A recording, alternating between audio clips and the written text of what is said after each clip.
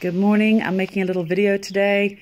Zero makeup, hair just pulled up because I live on a farm and my animals don't care what I look like. So I'm just going to go with that and be completely vulnerable and open because I actually want to share some little life lessons about vulnerability and being open to things. So stay with me. It might be a little bit long, but we're going to stop and start throughout. I want to start with, here's my little chicks. Look at these girls. Look at these. They are way too big to be inside anymore. So today I'm actually going to be getting them outside. But I wanted to start with a little lesson here with my chickens because my chickens are cute. Oh, sis. Hey, aren't they sweet? Okay, so I've raised these guys from teeny tiny little fluff balls. And now they're getting big and ready to get outside.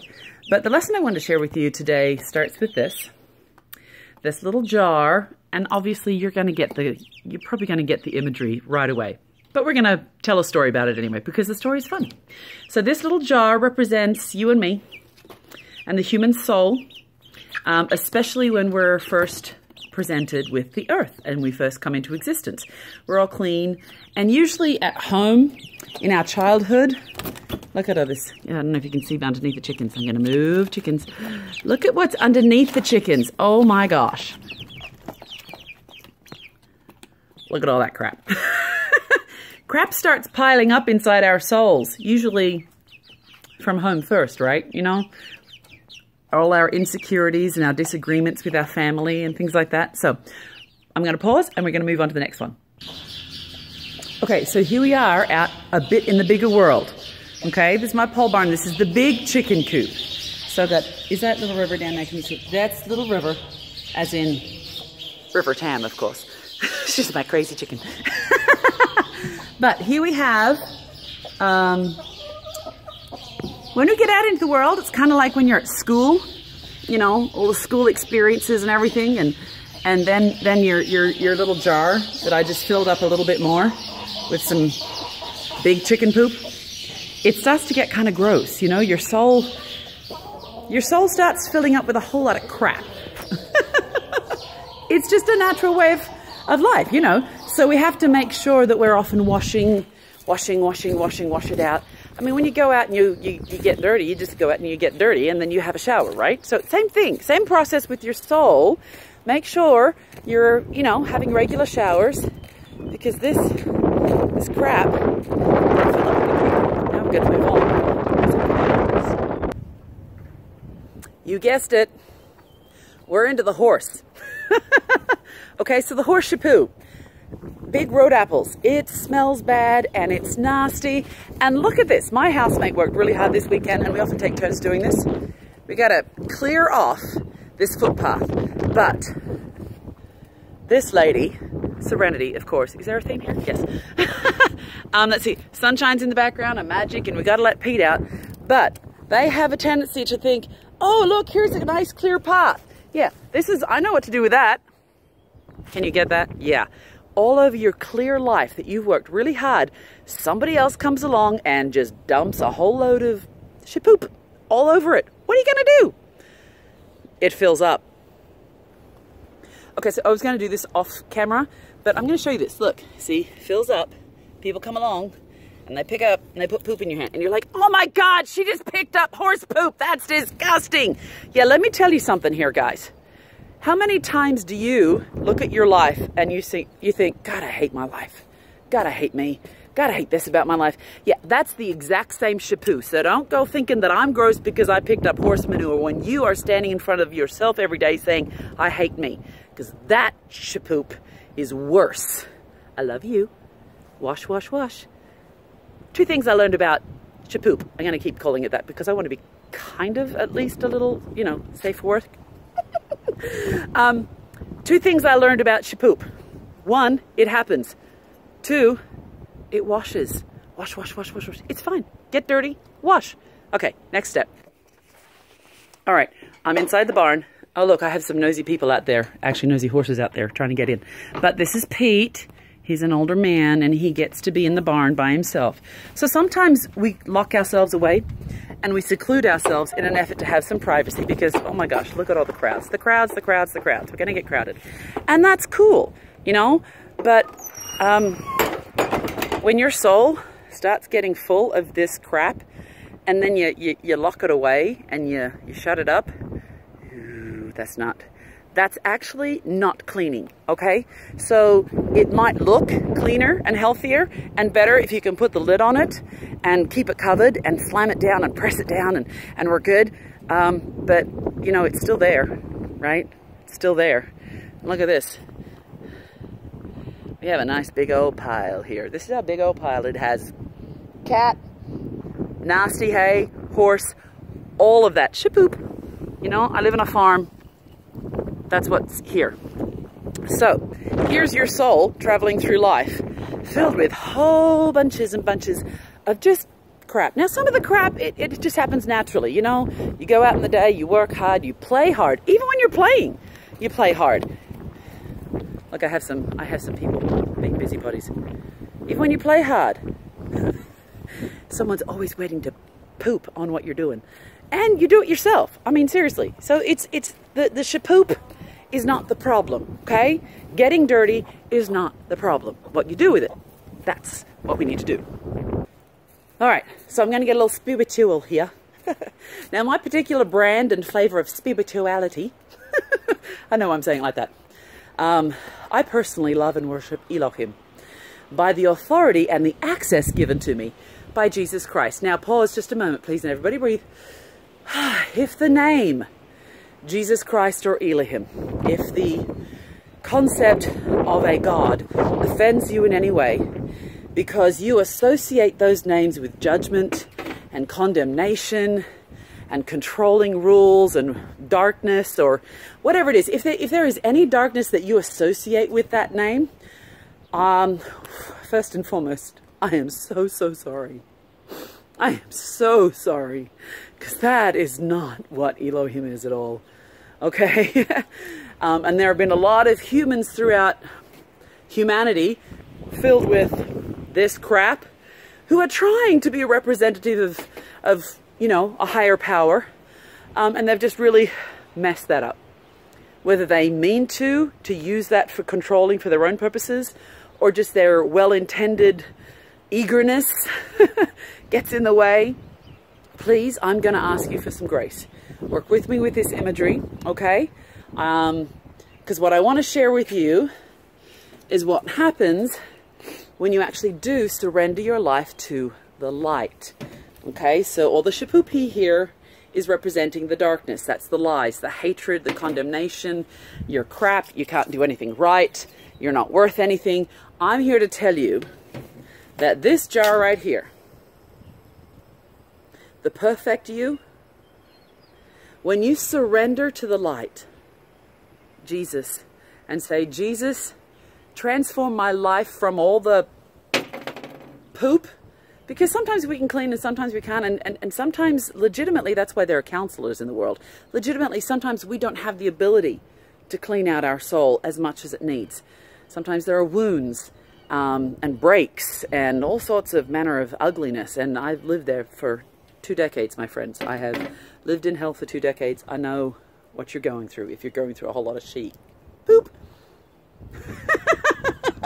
So this perfect life representation, this is how, when you say, Jesus, please come and clean up my life, Elohim, God the, now, this is also probably going to offend someone.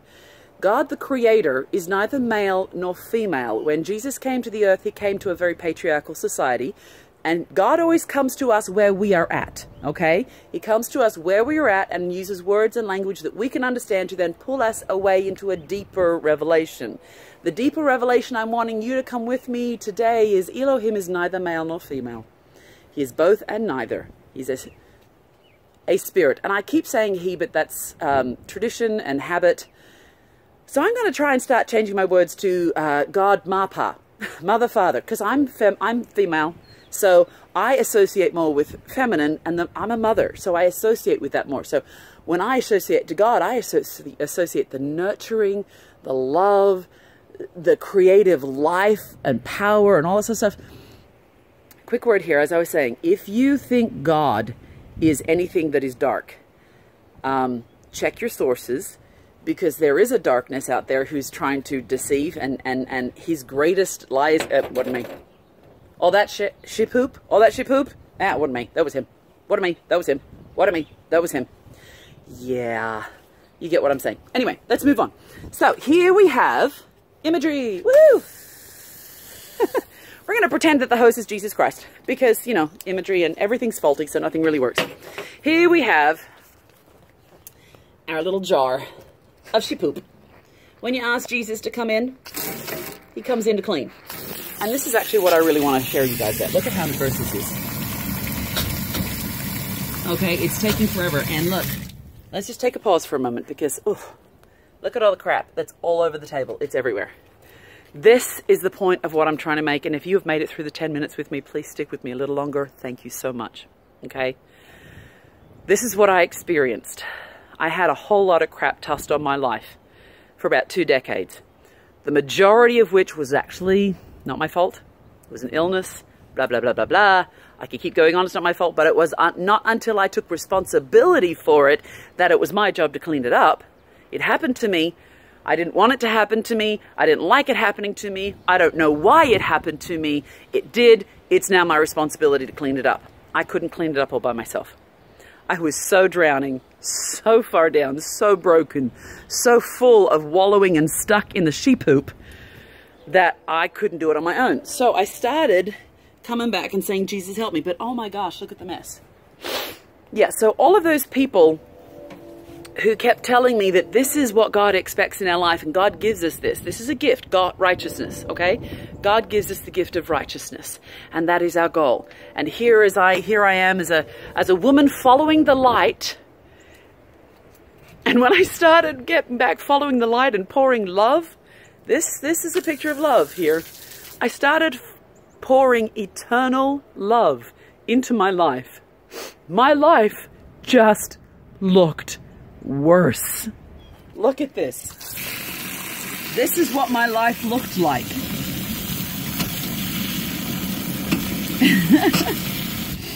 And that ain't pretty. And it took a long, long time. Okay? Long time. Long time. And there were many people who had other expectations of me. And I appreciate them pushing me and them wanting to help me to achieve and to strive and to do well. But I just want to let you guys know, okay, if you are in a place in your life where you are actually living in hell and there is so much crap going on and you cannot, I don't know how many people have told me that they dare not go to church because lightning will strike them. You know, if you feel so evil and so dark and so ugly that you dare not even step into the light because you know how freaking ugly your life is, I'm here to tell you it's okay. See that big hard poop there? Look at that big one. Ooh, that's the big horse poop. Sometimes it takes a while for it to come out. And oh, we're almost there, we're almost there, we're almost there. You know what? Sometimes your life needs to be turned upside down. Oh, we don't always like the upside down, do we? Because look what happens when the upside down happens. Oh my, that is so disgusting. That is so disgusting. That is so, and look, so we do this. We're still not clean, okay? We're still not clean. It's still a whole bunch of crap there, but we're getting better. We're getting better. But look, all around our life, we might be getting clean, but there's still all this crap. And look, what can everybody see? Oh my gosh, it is so much easier to put the lid on your crap and hide it away and clean up the yard. So you have this nice clean tabletop, nice clean yard, nice clean outside experience, but inside you are festering and stinking and hurting and painful, and you dare not turn your life upside down because it will just dump out. It's okay. And I'm going to make a call. I'm going to call out the church here. And anyone who says they love the light, no matter what you call the light, okay, no matter what religion or faith you are, however you call the light, or if you call on the name of Elohim, by access into adoption rights through Jesus Christ, if you are already one of those people and you are condemning others who are trying to clean up their life because they look like a mess, stop it now, okay? Because I have been hurt by that. And this process takes time. You got to clean up your own jar. You got to clean up the tabletop.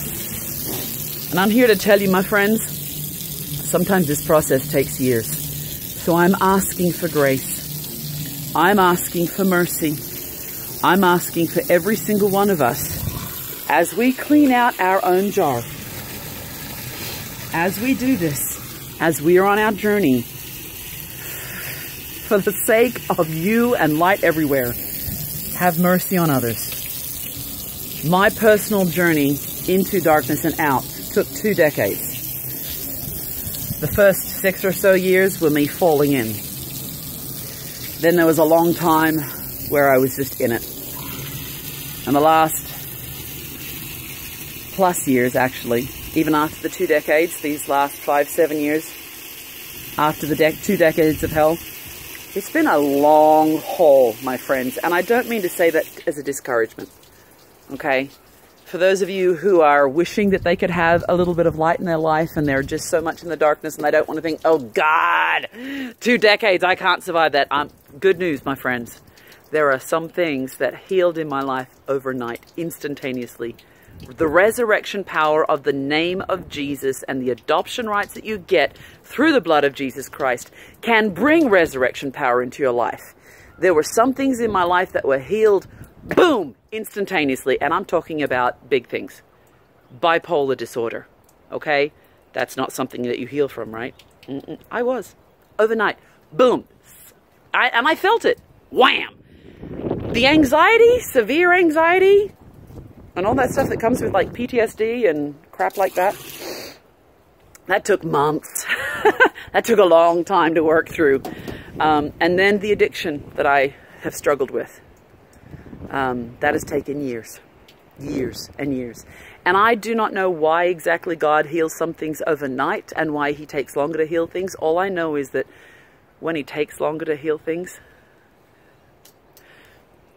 he does it while he's walking with you, okay? You walk through and you walk out and you take the journey because the light and eternal love, Elohim, Mother Creator, Father Creator, love you so much. And they want to spend time with you.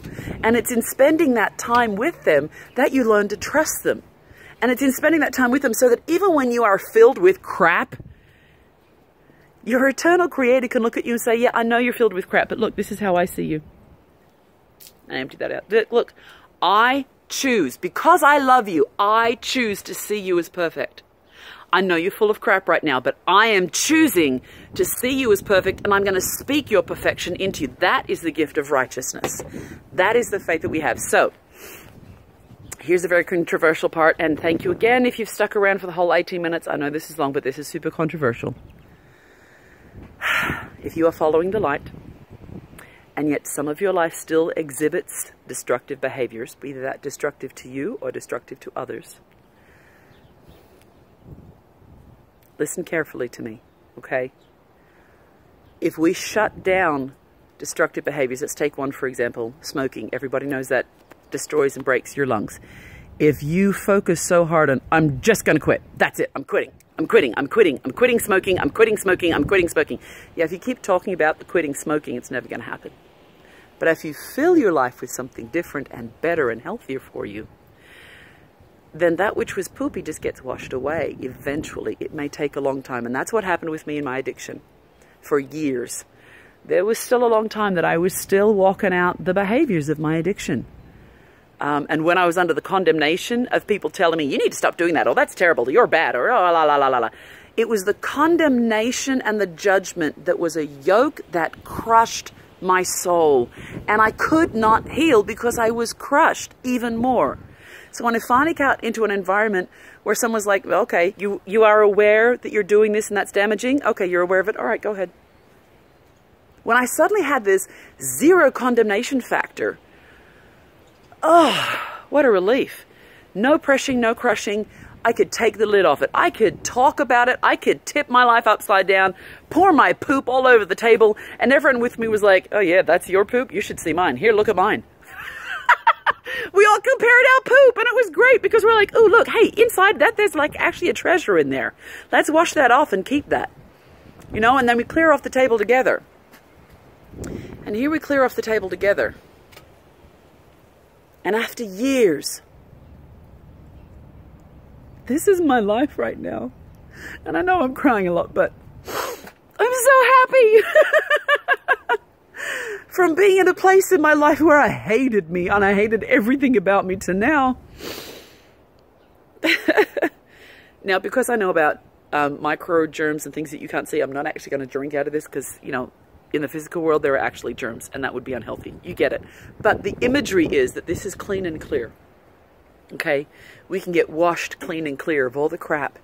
And today, I'm my favorite person to hang out with. I love hanging out with me because I love me, and which is awesome and convenient because I have to live with me. And there were many, many, many, many, many nights where I didn't think I wanted to live with me anymore. And for all of you out there who don't think you really want to live with you anymore, you don't like the way you are, you're not sure you're going to survive because you're the worst person you know, I want to encourage you. It may take a while.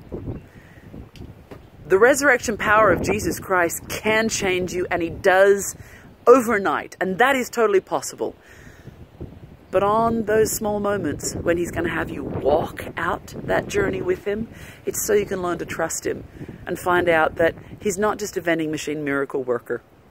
He, she, and again, let me emphasize, God the Creator, we don't have in the English language a pronoun that encompasses both male and female that is personal. It is not.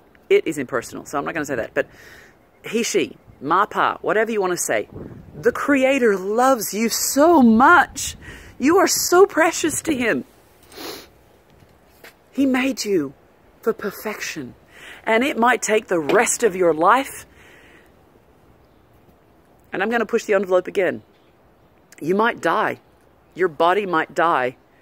But energy never passes. So I choose to believe, and you don't have to believe this with me, but I choose to believe that even after those who war with the darkness in themselves, who lose that battle, or lose the battle with darkness from somebody else doing that, or if it's sickness, whatever, energy cannot be destroyed.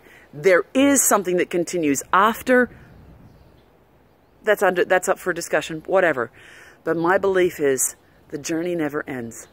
And if you do pot this physical world with a jar of soul that's still full of crap, I don't think that's the end for you. Because this is the ultimate goal. Okay? Now, I'm not going to get into the difference with Christian doctrine. Please don't bang on me about heaven and hell and all that sort of stuff. I know.